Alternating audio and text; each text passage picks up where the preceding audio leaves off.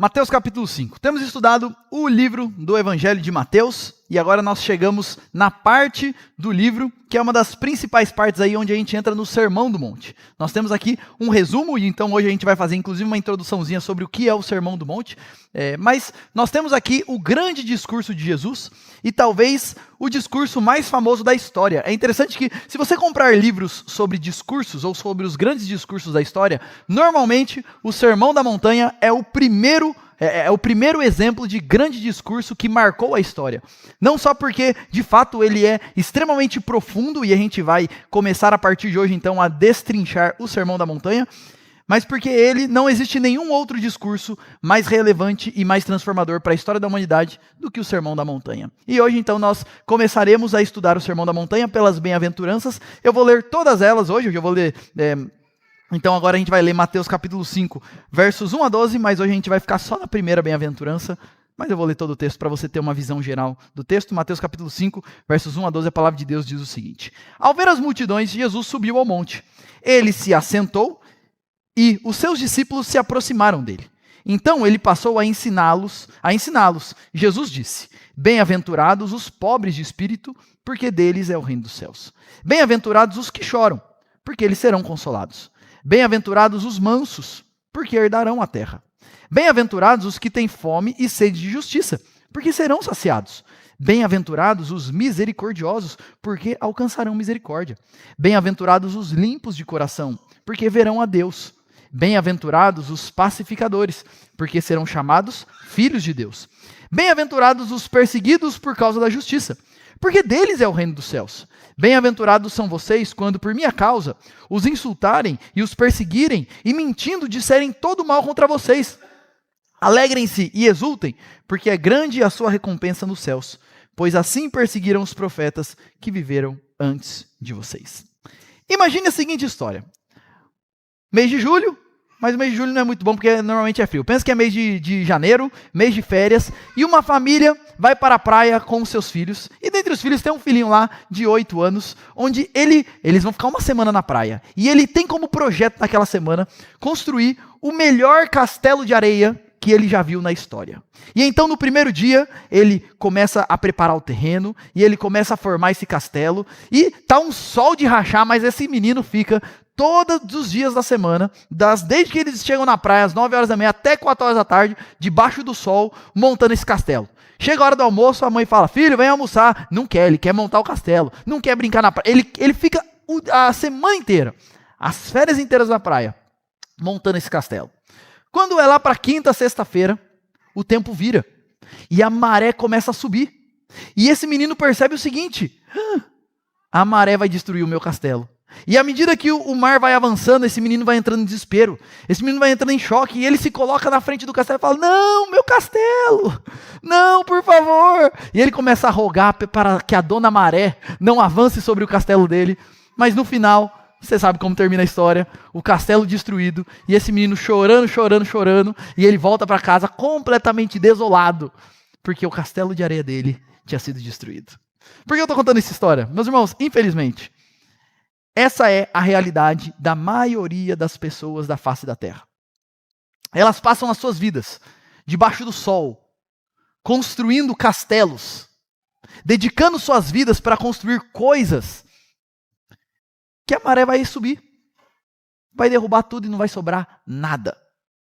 Infelizmente, nós passamos a maior parte da nossa vida construindo castelos que cairão com o tempo, que não durarão para sempre.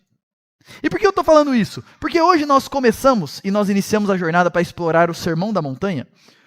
E esse sermão apresenta um panorama do que significa fazer parte do único reino que vai durar para sempre. Lembre-se que o livro de Mateus é um livro escrito para falar que o reino dos céus chegou. E agora no capítulo 5, e ele coloca isso bem no comecinho do livro dele, ele vai fazer um panorama do que significa esse reino, do que significa participar desse reino. E no fim ele está mostrando o seguinte: esse é o único reino que não vai cair. Esse é o único reino que não é um castelo de areia, todos os outros são. E ele vai fazer um panorama então sobre o que significa pertencer a esse reino que vai durar para sempre. O que Jesus nos convida no Sermão da Montanha é investir as nossas vidas em algo que não vai cair com a maré, em algo que vai durar para sempre.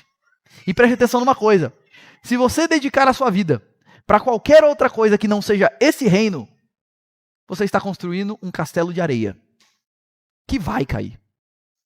Antes de entrar no texto que nós vamos estudar hoje, eu quero fazer um panorama rápido e, na verdade, algumas considerações sobre o Sermão da Montanha e depois umas considerações rápidas sobre as bem-aventuranças para depois a gente entrar no texto de hoje. Mas o que é o Sermão da Montanha? Meus irmãos, o Sermão da Montanha é um panorama do que significa ser um cidadão do Reino dos Céus. E é muito interessante porque na época em que Mateus escreve isso, e na visão judaica da época, o reino do céu seria um reino físico. A perspectiva judaica na época era a seguinte: quando o Messias vier, ele vai vir, vai formar um grande exército, vai dominar e vai libertar Israel do domínio romano, vai estabelecer um reino que vai crescer, crescer, crescer, até ser maior que Roma e até governar o mundo. Então, na visão judaica, o reino dos céus e o reino de Deus seria um reino geográfico, físico, poderoso. E perceba que na visão judaica, o reino de Deus era muito parecido com a visão do nosso mundo do que é um grande reino. E Mateus vem para trazer o seguinte: o reino que Jesus veio trazer não é um reino físico, é um reino espiritual. Ele não vai ser estabelecido em um local, ele é estabelecido nos nossos corações. Não tem a ver com um governo de um território, tem a ver com um governo de vidas, tem a ver com a transformação de pessoas individuais que vão se rendendo a esse rei e vão formando esse reino que é invisível, que é espiritual, mas é real e está entre nós. E no Sermão da Montanha ele vai fazer um panorama de como que é o código de conduta daqueles que pertencem a esse reino. Como que vive essa galera que pertence a esse reino espiritual onde Cristo domina sobre eles? Então o Sermão da Montanha é um panorama do estilo de vida daqueles que são discípulos de Jesus e pertencem ao reino dos céus.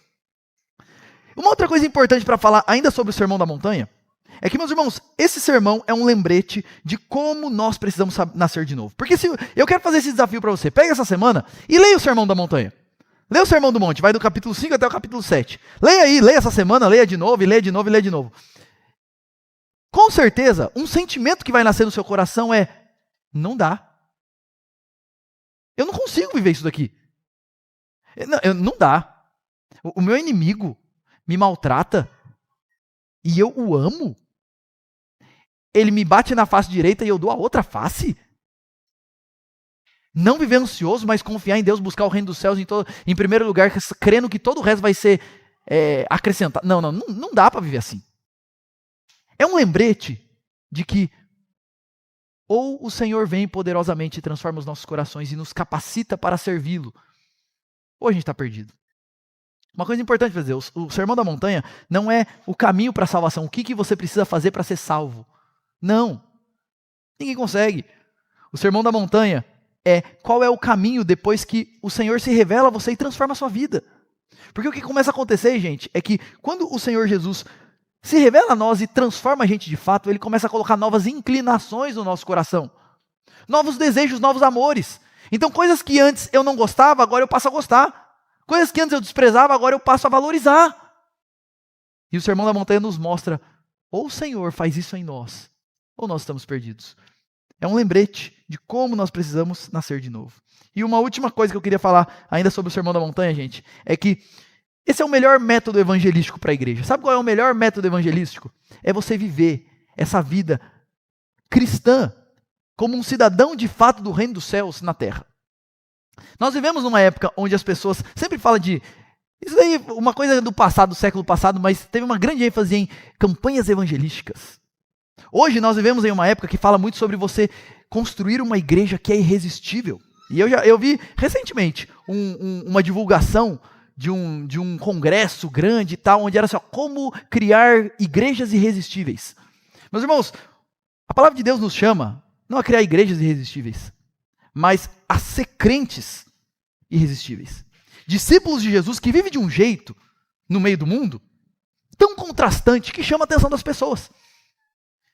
E o Sermão da Montanha é um bom resumo de como é esse estilo de vida contrastante que chama a atenção das pessoas. Martin Lloyd-Jones, comentando sobre o Sermão da Montanha, ele diz o seguinte: se os discípulos de Jesus vivessem de fato de acordo com o seu mestre, como o seu mestre ensina no Sermão da Montanha, as igrejas estariam cheias de pessoas perguntando qual é o segredo. Porque, de fato, não há outra melhor maneira de você impactar a vida das pessoas do que você viver uma vida como um cidadão do reino dos céus. Porque, de fato, o reino dos céus você não precisa falar nada. Ele é marcante na vida das pessoas e as pessoas não começam a se aproximar e perguntar o que é isso? E a gente tem a oportunidade de compartilhar de Jesus. Então, esse daqui é o desafio para você. Essa semana, leia o Sermão da Montanha. E semana que vem também. E à medida que a gente for caminhando aqui, vai lendo o Sermão da Montanha. E o Sermão da Montanha começa com as bem-aventuranças.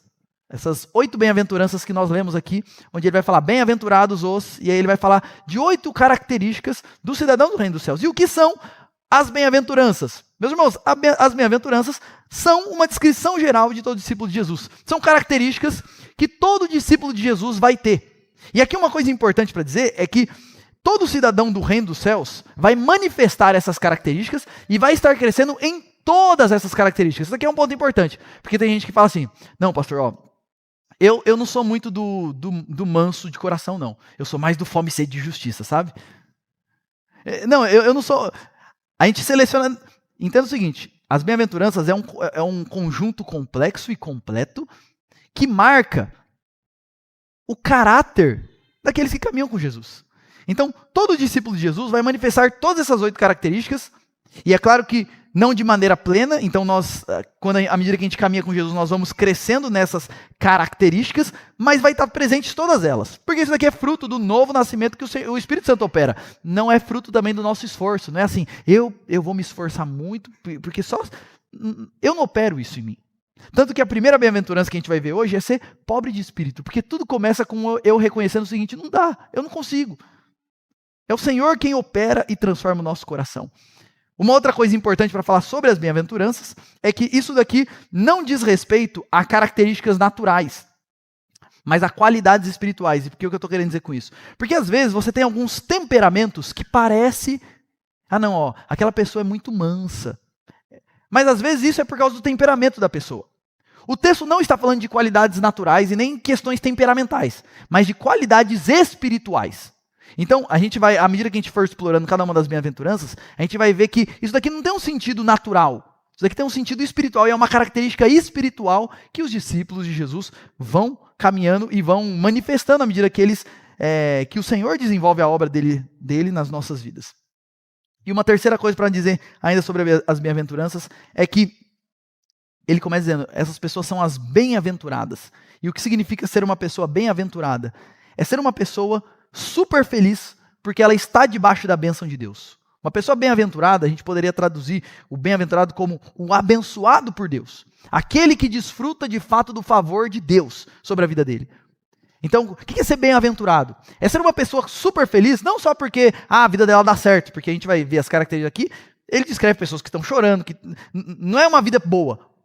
Mas elas são super felizes, porque a bênção de Deus está sobre a vida delas. E aqui eu me lembro de Eclesiastes que diz o seguinte, separado de Deus, quem pode alegrar-se? Quem pode se satisfazer na vida? Ninguém. Então, quando ele fala aqui do bem-aventurado, ele está falando de pessoas que desfrutam da bênção de Deus, e elas são felizes, não porque a vida delas vai tudo bem aqui, mas porque há promessas de bênção da parte de Deus para elas. Se você olhar todas as bem-aventuranças, é assim, bem-aventurados os tal... Aí fala uma característica, e logo em seguida vem uma promessa. Por quê? E tem uma promessa para ele. Por que eles são felizes? Porque a bênção de Deus é sobre eles. E essas bênçãos são tanto presentes, a gente já começa a desfrutar dessas bênçãos aqui agora, mas também futuras. A gente vai ver aqui, mas todas as promessas que tem aqui, elas têm um aspecto que é presente, mas tem um aspecto que ainda não se cumpriu totalmente. Então tem um aspecto futuro também. Mas por isso que essas pessoas são bem-aventuradas, não porque a vida delas vai tudo bem aqui, mas porque sobre elas está a bênção de Deus. Não só para agora, mas para todo sempre. E última coisa que eu quero dizer sobre as bem-aventuranças, antes da gente entrar nelas, é que essas bem-aventuranças também evidenciam a diferença essencial entre os discípulos de Jesus e o mundo. A gente vai ver aqui, mas... As 8 bem-aventuranças trazem características que são totalmente contrárias ao que o nosso mundo cultiva. É uma coisa completamente contracultural. O nosso mundo vai olhar para todas as bem-aventuranças como sinal de fraqueza e como você está perdendo tempo. E vai olhar para o contrário das bem-aventuranças como aquilo que é a vida. Então, viver as bem-aventuranças deixa evidente qual é a diferença essencial que existe entre um discípulo de Jesus e as pessoas do nosso mundo. E hoje eu vou explorar com vocês apenas a primeira bem-aventurança. Bem-aventurados os pobres de espírito, porque deles é o reino dos céus. E o tema que eu quero dar para o meu sermão dessa manhã é: só tem sucesso quem é fracassado. Porque o texto começa dizendo isso. De quem é o reino dos céus? Dos pobres de espírito. No fim, gente, só tem sucesso de verdade aquele que é fracassado. E eu quero explorar isso com os irmãos nessa noite. Mateus capítulo 5, verso 3, Jesus vai dizer: bem-aventurados os pobres de espírito, porque deles é o reino dos céus. É muito interessante essa ser a primeira coisa que Jesus fala no Sermão da Montanha. Porque ele vai trazer diversos ensinamentos, tanto mais teóricos quanto ensinamentos práticos, mas ele começa tudo dizendo o seguinte: bem-aventurados são os pobres de espírito. E aqui já tem uma coisa que Jesus está nos ensinando. Antes da gente ser cheio, nós precisamos nos esvaziar de nós mesmos. Bem-aventurados aqueles que não estão cheios de si, mas esvaziam-se a si mesmos, de si mesmos. Felizes são esses. Porque, e olha que coisa interessante, o Senhor vai ensinar várias coisas, mas você não pode ser cheio de nada, enquanto você não estiver vazio de você mesmo. Tudo começa com ser pobre de espírito. Esse é propositalmente, gente, o primeiro passo. Porque ele condena todo tipo de tentativa de esforço pessoal. A ideia aqui é o seguinte, é já queimar na largada a ideia de que se eu me esforçar muito eu consigo. É já queimar, é tirar essa ilusão de você. Para você viver tudo que vem pela frente, e para viver como um cidadão do reino dos céus, e viver todas as bênçãos que Deus tem, o primeiro passo é você falar o seguinte: eu, por mim mesmo, nas minhas forças, não consigo de jeito nenhum. Ou Deus tem misericórdia da minha vida, ou eu estou perdido. É como se você estivesse contemplando uma montanha, você está diante do sermão da montanha, você está contemplando a montanha, e a primeira coisa que você fala é reconhecer: eu não vou conseguir subir isso daqui nunca. Eu posso me matar, eu vou morrer tentando, mas eu não vou conseguir passar não vou conseguir subir nem 5 metros. Eu não consigo. Não há ninguém que pertence ao reino dos céus que não seja pobre de espírito. Não há ninguém que pertence ao reino dos céus que não seja, que não tenha esse primeiro passo de: eu não consigo, eu estou vazio, eu estou perdido. Por mim mesmo, eu não chego em lugar nenhum. Misericórdia, Senhor. Ninguém pertence ao reino dos céus sem dar esse primeiro passo. E, gente, eu disse agora há pouco que as bem-aventuranças, elas são contrárias ao que o nosso mundo acredita. E, de fato, quando a gente para pensar, pobreza de espírito é algo odiado pelo nosso mundo. A ênfase do nosso mundo, qual que é a ênfase do nosso mundo? É: confie em você mesmo. Você tem que ser mais autoconfiante. Você tem que se expressar. Você tem que deixar que o mundo veja e te reconheça. Pensa em mercado de trabalho. Quem trabalha em empresa aqui sabe que o ambiente é esse. Não basta você trabalhar, você precisa mostrar que você está trabalhando. Não basta você fazer, você precisa deixar evidente para todo mundo. Você precisa aparecer. Quem não é visto, não é lembrado. Você precisa ter network.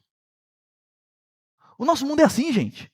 Ele enfatiza demais essa questão de você ser autoconfiante, cheio de si mesmo. E ele enfatiza o seguinte: uma pessoa que não tem isso é um fracassado que não vai chegar em lugar nenhum.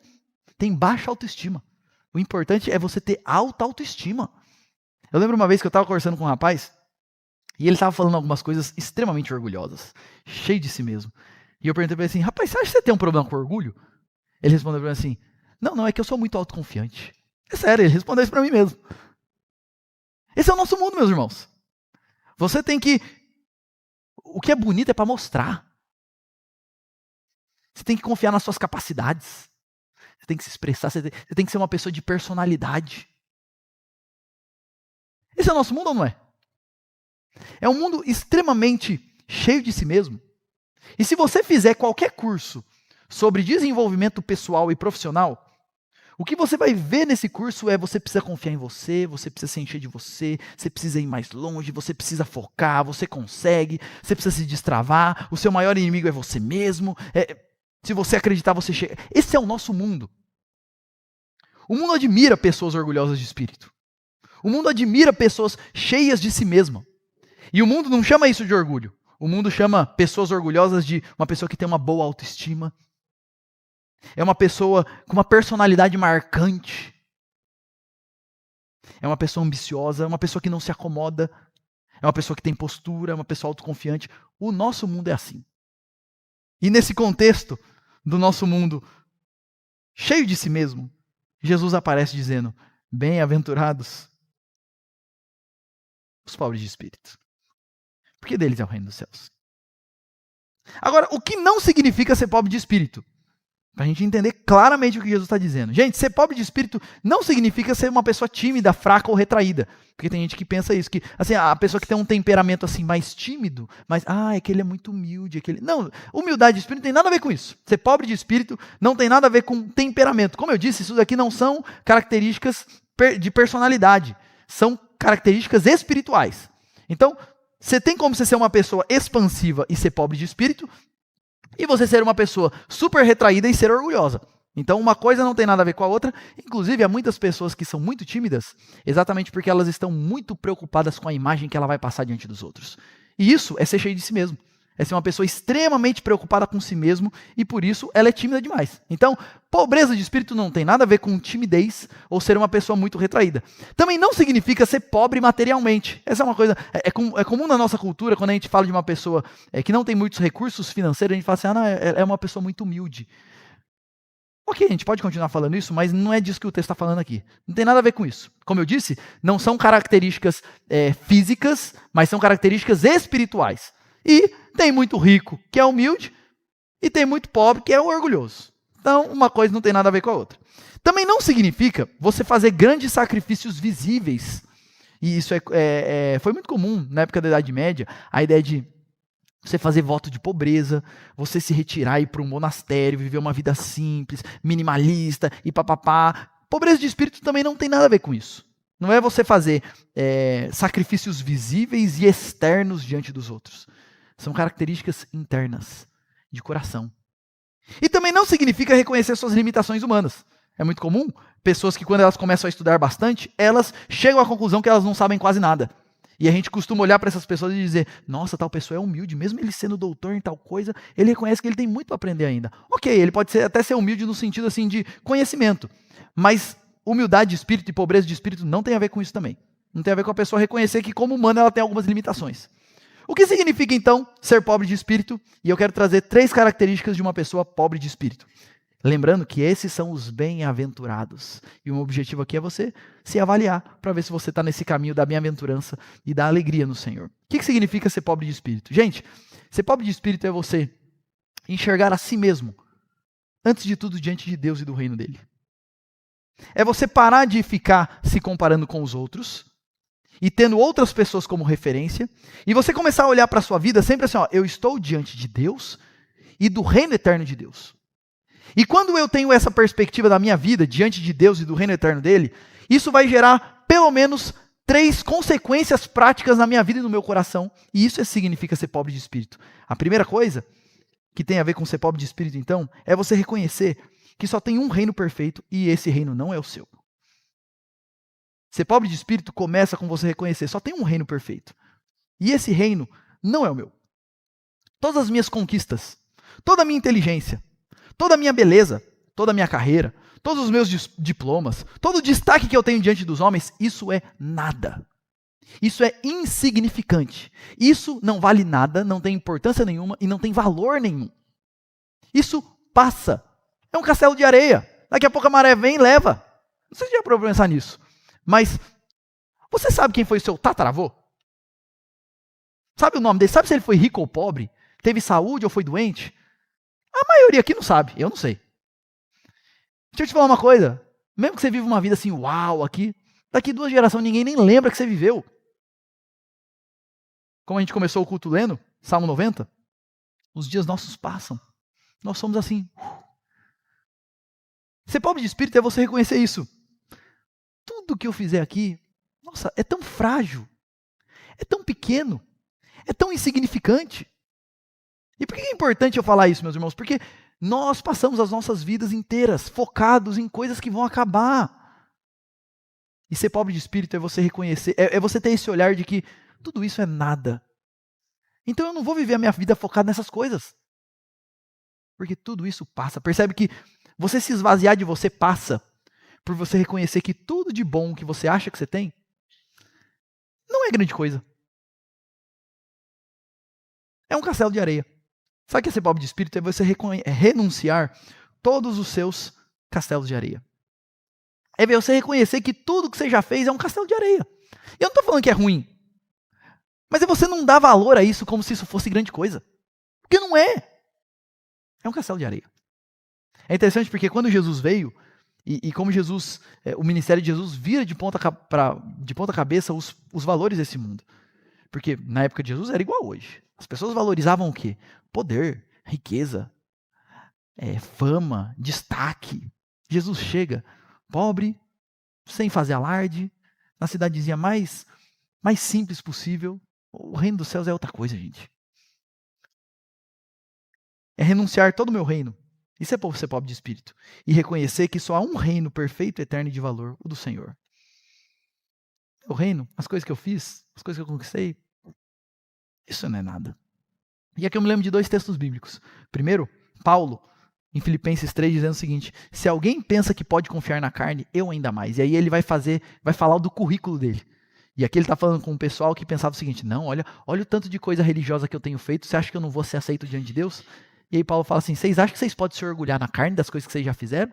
Eu ainda mais. Aí ele vai fazer a lista. Eu fui circuncidado em tal dia. Eu estudei com tal pessoa. Eu era fariseu dos fariseus. Eu era zeloso. Eu fiz isso, eu fiz isso, eu fiz isso, eu fiz isso, eu fiz isso. Aí ele continua dizendo o seguinte: mas o que para mim era lucro, isso eu considerei como perda por causa de Cristo. Quando eu conheci a Cristo, eu entendi o seguinte: isso daí não vale nada. Isso daí não é nada. Ser pobre de espírito, gente, é reconhecer que tudo que a gente fez de grande nessa vida não é nada diante do reino do Senhor. É grande quando você olha para outros homens, que também são finitos, que também passam, que também... Agora, quando a gente compara com o reino dos céus, não é nada. E aqui eu lembro de outro texto bíblico, que a gente já leu aqui na liturgia, que reflete bem o que é ser pobre de espírito. É você orar como salmista, e lembre-se que quem escreveu o Salmo 131 foi Davi, o grande rei Davi.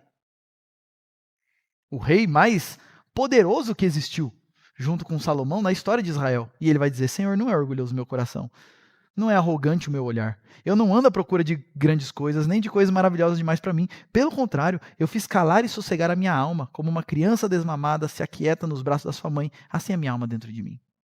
Isso é o chamar de Deus, isso é ser pobre de espírito.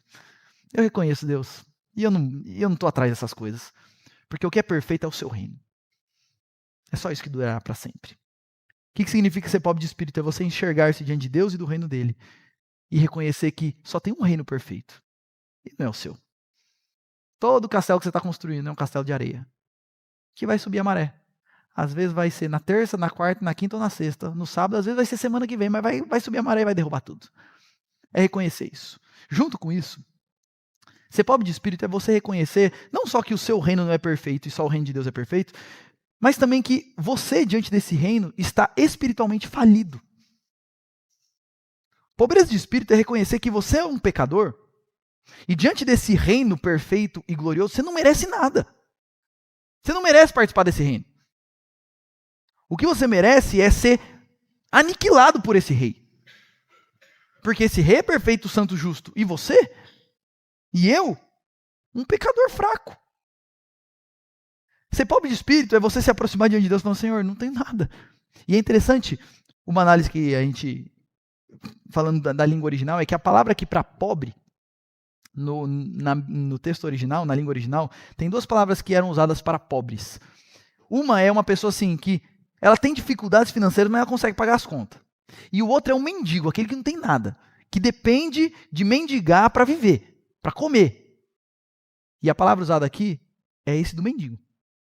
Ser pobre de espírito é ser um mendigo espiritualmente. Você fala assim: eu não tenho nada. Nada. A minha mão está completamente vazia, eu estou sujo, podre. Ou alguém me ajuda, ou eu já era para mim. Bem-aventurados os pobres de espírito. E eu sei que isso daqui é extremamente contracultural. Infelizmente, inclusive nas igrejas do nosso tempo. Porque a maioria das igrejas do nosso tempo só prega assim que Jesus te ama, que é quase que assim: Jesus está lá para te servir, porque você é o rei, você tem o rei na barriga, e Jesus está lá para assim, viver em sua função. Ele te ama, você pode fazer o que você quiser. Mas a mensagem do evangelho é não. Eu sou pobre, miserável, pecador. Ou ele tem misericórdia de mim, ou eu estou perdido. Meus irmãos, isso é ser pobre de espírito. É você reconhecer o seguinte: eu não tenho nada a oferecer. Eu não tenho nada a implorar, eu estou falido. Eu não mereço nada de bom. Misericórdia, Senhor. E uma coisa interessante para dizer é que esse sentimento de falência, de ser inapropriado, de não conseguir, não é um sentimento só no momento da conversão, mas é algo que continua conosco depois da conversão e durante toda a nossa jornada cristã. Esse sentimento de que, puxa, eu estou tão aquém. Eu estou tão longe. Eu preciso da ajuda de Deus para as coisas tão básicas. Misericórdia, Senhor. Isso é uma coisa que continua no nosso coração. E aqui eu quero dar um exemplo interessante. Eu não sei quantos conhecem a história de Ashbel Green Simonton, que foi o missionário americano que trouxe a igreja presbiteriana para o Brasil. Então ele foi o missionário enviado de lá para cá em 1859. E ele veio aqui para o Brasil e toda a igreja presbiteriana, que é a nossa igreja, ela começa com o trabalho de Simonton. E ele tinha um diário, e essa era uma coisa comum na cultura da época. E a gente tem esse diário, se você procurar na internet, Diário de Simonton, tem esse livro para vender. E é interessante porque o último registro que tem no diário dele é de 31 de dezembro de 1866. Nessa época ele já tinha começado a igreja aqui, as coisas assim, já estavam caminhando bem, já estava se organizando, ele já tinha, se eu não me engano, eu não lembro se ele já tinha fundado um seminário, ou ele estava para fundar um seminário, mas ele estava assim, o trabalho desenvolvendo muito bem. E todas as vezes, se você ler o diário dele, e se tiver a oportunidade, leia. No dia 31 de dezembro, normalmente ele escrevia fazendo um balanço de como que foi o ano dele espiritualmente falando. E 31 de dezembro de 1866 ele escreve o seguinte: fazendo um retrospecto da minha própria vida, durante o ano que agora se encerra, tenho de condenar-me. Posso indicar algum trabalho que foi feito da melhor maneira que pude, mas será que eu progredi na direção do céu? É aqui que me sinto em falta. Não posso ir além da prece do publicano. Ó Deus, sê propício a mim, pecador. Será sempre assim comigo? A própria pressão e atividade da vida exterior tem empanado minha comunhão com aquele para quem esses mesmos serviços são feitos. Olha o que está falando. A própria obra do Senhor aqui tem me desviado o foco daquele para quem eu estou fazendo tudo. Quantas vezes minhas devoções são formais e apressadas, ou perturbadas por pensamentos de planos para o dia? E pecados muitas vezes confessados e lamentados têm mantido seu poder sobre mim. Quem me dera um batismo de fogo que consumisse minhas escórias? Quem me dera um coração totalmente de Cristo? Meus irmãos, aqui nós temos um homem de Deus, que foi usado por Deus, mas que continuava se enxergando como pobre de espírito. Senhor, quem sou eu? O Senhor está me usando, mas quando eu olho para a minha vida, quanta coisa, quanto pecado eu ainda tenho que vencer. Quantas vezes eu leio a tua palavra e a minha mente está pensando em outras coisas. Quantas vezes eu vou orar para o Senhor, mas eu nem consigo orar direito porque eu estou pensando nas coisas que eu tenho que fazer no dia. Oh Deus, me ajuda. Isso é ser pobre de espírito, meus irmãos. E perceba que isso nos acompanha durante toda a nossa jornada cristã. E aqui só uma curiosidade, ele escreveu isso daqui em 31 de dezembro de 1866. Ele morreu em dezembro do próximo ano, com 34 anos de malária, aqui no nosso país. E aqui uma coisa que eu aprendo, e é interessante, quanto mais perto nós estamos da luz, que é Cristo, mais a gente consegue enxergar a nossa sujeira. As pessoas que... É interessante, isso é muito interessante. Normalmente as pessoas mais consagradas a Deus são as pessoas que mais têm senso de pecado. Deveria ser o contrário, né? Quanto mais próximo de Deus, eu tenho menos pecado, então, mas é o contrário. Quanto mais próximo de Deus, mais eu consigo enxergar. E mais eu vou percebendo como eu sou pobre de espírito. E mais eu vou dependendo do Senhor. Outros textos, aqui eu dei um exemplo de Simonton, mas outros textos bíblicos que nos mostram essa mesma pobreza de espírito diante de Deus. Eu lembro de Pedro, quando Jesus o chama para o ministério, e o texto vai dizer que Pedro estava pescando, Jesus fala, joga para o outro lado, e aí Pedro joga, vem um monte de peixe, e aí quando Pedro percebe isso, Pedro se ajoelha diante de Jesus, olha lá, vendo-se Simão Pedro, prostrou-se aos pés de Jesus, dizendo, Senhor, afaste-se de mim, porque eu sou pecador. Senhor, eu não sou digno de estar na presença do Senhor. Aqui eu lembro também de Isaías, capítulo 6, verso 5, quando Isaías tem a visão e Deus se mostra a ele, o texto vai dizer que Isaías disse: ai de mim, eu estou perdido, porque eu sou homem de lábios impuros e habito no meio de um povo de impuros lábios, e os meus olhos viram o Senhor, Rei dos Exércitos. Ai de mim, eu sou impuro. E eu lembro de mais um texto, Salmo 51, 2 e 3, Davi dizendo: pois eu conheço as minhas transgressões, e o meu pecado está sempre diante de mim. Pequei contra ti somente, e fiz o que é mal aos teus olhos, de maneira que serás tido por justo no teu falar e puro no teu julgar. Mas não sabe o que é ser pobre de espírito? É você ter essa consciência. Senhor, quão falido eu estou diante do Senhor. Mesmo caminhando com o Senhor depois de tantos anos, eu ainda continuo caindo nas mesmas coisas. Senhor, como eu sou incapaz. Oh Deus. E aí, junto com isso, vem o próximo passo, e esse é o meu terceiro ponto aqui sobre o que significa ser pobre de espírito, é você depender da misericórdia do Senhor e se submeter a Ele. Essa falência que você enxerga em você mesmo te leva a clamar pela misericórdia desse Deus.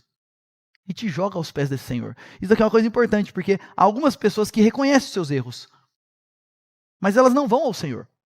E aí elas ficam desesperadas, frustradas, agoniadas. Ser pobre de espírito não é só reconhecer sua própria falência, mas depois disso, então, ir ao Senhor crendo que Ele é o Deus da graça. Eu me esvazio de mim e eu vou ao Senhor. Eu me aproximo com as minhas mãos vazias e eu suplico ao Deus da graça. Imagina essa cena, uma pessoa com as mãos vazias, dizendo: Senhor, eu não tenho nada, mas me ajuda. Isso é ser pobre de espírito. É você ter a seguinte perspectiva: eu creio que Deus é santo e justo. Por isso eu não sou digno de estar na presença dele, mas eu também creio que ele é gracioso. Então eu vou suplicar para ele. É um reconhecimento dos meus erros que me empurra ao Senhor. Isso é ser pobre de espírito. Eu reconheço que o meu reino não é nada, que tudo que eu tenho é nada. Eu reconheço a minha própria falência espiritual. E eu reconheço, e por isso, reconhecendo a minha falência, eu vou ao Senhor e clamo, suplico a Ele. E aqui eu lembro de mais um texto bíblico, Salmo 123, olha que texto bonito. Eu gosto muito desse texto também, Salmo 123, 1 e 2. A ti que habita nos céus, eleva os olhos. Como os olhos dos servos estão atentos às mãos dos seus senhores, e os olhos da serva à mão da sua senhora, assim os nossos olhos estão atentos ao Senhor, nosso Deus, até que tenha compaixão de nós. Senhor, assim como o servo fica olhando para a mão do seu senhor, da sua serva, será que ele vai me dar alguma coisa? Senhor, eu fico com os meus olhos nas suas mãos, até que o Senhor tenha compaixão de mim. Isso é pobre de espírito. Eu reconheço a minha falência, que o meu reino é nada, que eu não tenho nada para oferecer, e eu vou ao Senhor. E olha a promessa: deles é o reino dos céus. Bem-aventurados os pobres. Quando você olha para isso, não parece uma vida miserável? Nossa, mas tá louco. Não é nada, tudo que eu fiz não é nada. Eu sou um miserável, eu tenho que ficar pedindo para os outros. Não parece uma vida miserável? Só parece. Desses é o reino dos céus. A porta do reino eterno se abre para aqueles que se aproximam do Senhor de mãos vazias e clamam por misericórdia. Primeiro o Senhor nos humilha para depois nos exaltar. Não é essa a lógica do Evangelho? Os humilhados serão exaltados, os últimos serão os primeiros. Humilhai-vos, pois, debaixo da poderosa mão do Senhor, e Ele em tempo oportuno vai exaltar vocês. Essa é a lógica do reino dos céus. E é interessante porque, embora essa pareça ser uma vida triste, não há vida mais feliz na face da terra. Bem-aventurados são esses daqui, os pobres de espírito. Sabe por quê? Porque você é pobre de qualquer jeito, mas enquanto você não reconhecer isso e se voltar ao Senhor, Ele não vai te encher. Agora, quando a gente reconhece a nossa própria pobreza e estende as mãos vazias ao Senhor, Ele nos enche. Bem-aventurados os pobres de espírito, porque deles é o reino dos céus. O que é ser pobre de espírito? É reconhecer que só há um reino perfeito e esse reino não é seu, não é meu. Os nossos reinos e tudo que a gente constrói, lembra da historinha do castelinho de areia. Talvez você esteja aqui e você está construindo um castelinho de areia faz anos. Acorde, é um castelo de areia, vai cair. Reconheça que só há um reino perfeito e esse reino não é seu. Segundo, ser pobre de espírito é reconhecer a sua própria falência espiritual. Talvez aos olhos do mundo, você é um grande profissional, você faz muito bem o que você faz, você é admirado, você é bonito, você é rico. Só que isso é diante do mundo. Diante do Senhor e espiritualmente falando, você é pobre. Reconheça a sua falência espiritual. E não só isso, mas dependa da misericórdia do Senhor e se submeta a Ele. Isso é ser pobre de espírito. E aí eu quero fazer 4 perguntas para você, só para você se avaliar. Aqui a minha ideia é fazer o seguinte, agora é entender, eu dei a matéria, agora é a hora da prova. Fazer um testezinho aqui com você, para você se avaliar e pensar se você é pobre de espírito. Uma pergunta para você. Primeiro teste. Como que é a sua vida de oração? Pessoas pobres de espírito. O que é oração, gente? Se não suplicar ao Senhor. Pessoas pobres de espírito, elas vão ter vida de oração profunda. Porque eu reconheço. Quem sou eu? Eu preciso da ajuda de Deus para trabalhar, para cuidar da minha família, para cuidar dos meus filhos, para ser um bom marido, para ser uma boa esposa, para ser um bom filho. Eu preciso da ajuda de Deus para tomar decisões, para planejar. Eu preciso de Deus. E isso me leva a ter uma vida de oração. Pessoas pobres de espírito são pessoas que têm vida de oração. Como é a sua vida de oração? Segunda pergunta.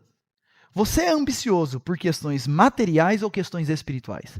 Não se engane, não tem ninguém que não seja ambicioso. Todo mundo, o coração está pulsando por alguma coisa. Deseja alguma coisa. Quer alcançar alguma coisa. E a minha pergunta para você é o seguinte, as suas ambições têm a ver com questões materiais ou tem a ver com questões espirituais? Tem a ver com construir castelos de areia? Ou participar de um reino eterno? Segundo teste. Terceiro teste. Como você lida com planos frustrados? Quando você queria alguma coisa e as coisas aconteceram tudo contrário ao que você queria. Você se aproxima diante do Senhor e se submete à vontade dEle? Crendo, Senhor, eu não sei o que é melhor. Não é a minha vontade que tem que ser feita. Quem sou eu? Eu me submeto humildemente ao Senhor. Ou não? Ou você não aceita que a sua vontade não seja feita? Perceba como isso tem bastante a ver com de quem que eu estou cheio? De mim mesmo ou do Senhor? Como você lida com planos frustrados? E quarto teste. Como você reage quando pecam contra você? Quando alguém peca contra você, como é que você fica? Você fica morrendo de raiva da pessoa? Você é misericordioso com aqueles que pecam contra você? Percebe o seguinte, isso daqui tem tudo a ver com ser pobre de espírito. Porque se eu reconheço o seguinte, eu sou um miserável. Eu mereço a ira de Deus, mas Deus derramou misericórdia na minha vida. Quando alguém peca contra mim, essa é a misericórdia que dirige a minha reação. Perceba que você se sentir extremamente ofendido tem muito a ver com você estar cheio de você. Como se você fosse a última bolacha do pacote, como ele teve coragem de fazer isso contra você, né? Afinal, quem é você? Meus irmãos, ser pobre de espírito nos leva, e a gente vai ver mais disso à medida que as bem-aventuranças vão avançando, porque, perceba isso, essa é a primeira bem-aventurança. Uma delas é ser manso de coração. Isso tem tudo a ver com ser pobre de espírito. Todas as outras bem-aventuranças, isso aqui está numa ordem lógica, e todas as outras bem-aventuranças, elas nascem da pobreza de espírito. Bem-aventurados os pobres de espírito. E aí? Quanto que tirou na prova? Vai precisar... Pegou DP? Bem-aventurados os pobres de espírito, porque deles é o reino dos céus. E eu quero terminar dizendo o seguinte. Se depois de ouvir tudo isso daqui você chega à conclusão, Júlio, eu não sou pobre de espírito, o que eu faço? O que eu tenho que fazer para ser pobre de espírito? Meus irmãos, ser pobre de espírito é exatamente você não fazer nada. É você reconhecer sua falência, ir para o Senhor de mãos vazias e clamar pela misericórdia dele. Se você depois de ouvir tudo isso daqui, você percebe como você está cheio de si mesmo. O meu desafio para você é se colocar diante do Senhor e falar, Senhor, misericórdia de um pecador como eu. Eu não tenho nada para oferecer. Se o Senhor acabar comigo agora, o Senhor tem toda a razão. Mas tenha misericórdia, ser propício a mim, pecador. E a Bíblia está dizendo o seguinte, deles é o reino dos céus. E eu quero terminar dizendo o seguinte, se depois de ouvir tudo isso daqui você chega à conclusão, olha, não é querendo me achar não, mas eu estou no caminho da pobreza de espírito. Deus tem trabalhado isso em mim. Eu tenho percebido a minha miséria, a minha fraqueza, como os meus castelos não são nada. Eu dependo do Senhor. eu quero dizer para você o seguinte: alegre-se. Porque você pertence ao único reino eterno e verdadeiro. O reino dos céus é seu, é o que Jesus está dizendo. Dos pobres de espírito pertence ao reino dos céus. E se você é pobre de espírito, você é a pessoa mais abençoada da face da terra. Meus irmãos, quantas vezes a gente passa a vida perseguindo tantas coisas pequenas e a gente vive se frustrando porque a gente não consegue conquistá-las. Porque a verdade da vida é a seguinte: a maioria das pessoas não vai ter tudo o que quer. São pouquíssimas as pessoas que conquistam tudo o que desejam. Mas eu quero dizer uma coisa para você: você não precisa daquilo que você acha que você precisa. Você precisa do reino dos céus, porque bem-aventurados são esses. E sabe qual é o primeiro passo para você participar desse reino? É você se esvaziar de você. Bem-aventurados os pobres de espírito, porque deles é o reino dos céus. Só tem sucesso de verdade na vida quem reconhece que é um fracassado. Porque é a esses que o Senhor estende graça, estende a mão e salva.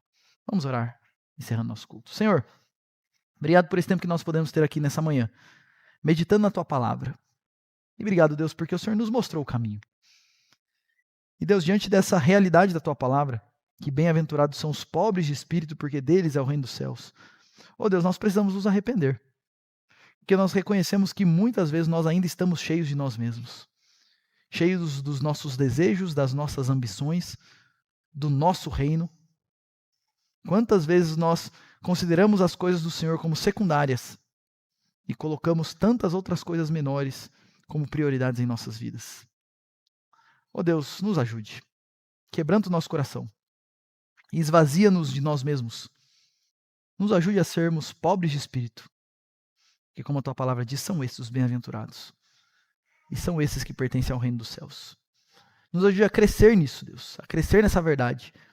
E a crescer na visão que nós temos de nós mesmos diante do Senhor. Porque, como nós ouvimos hoje, nós só seremos cheios se antes nós nos esvaziarmos. Então nos ajude, Deus, a sermos cada dia mais pobres de espírito, para servir ao Senhor cada dia melhor. E nos ajude a entender a realidade espiritual de que a alegria verdadeira e o sucesso de verdade não está em nada desse mundo, mas está em pertencer ao seu reino eterno. Nos ajude, Deus, a crescer nessas verdades. Essa é a nossa oração, no nome de Jesus, o nosso Senhor e Salvador. Amém e amém.